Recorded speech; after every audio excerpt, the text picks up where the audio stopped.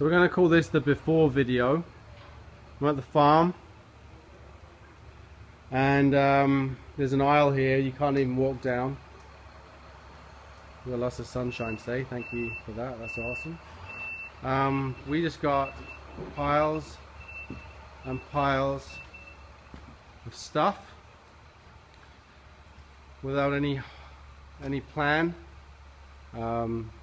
James just doesn't have time to sort this metal into different types of recycling: steel, brass, copper, dirty copper. So the stuff just sits here.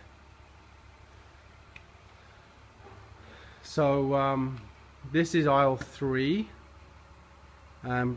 probably the worst aisle. We have other aisles that are actually a lot better.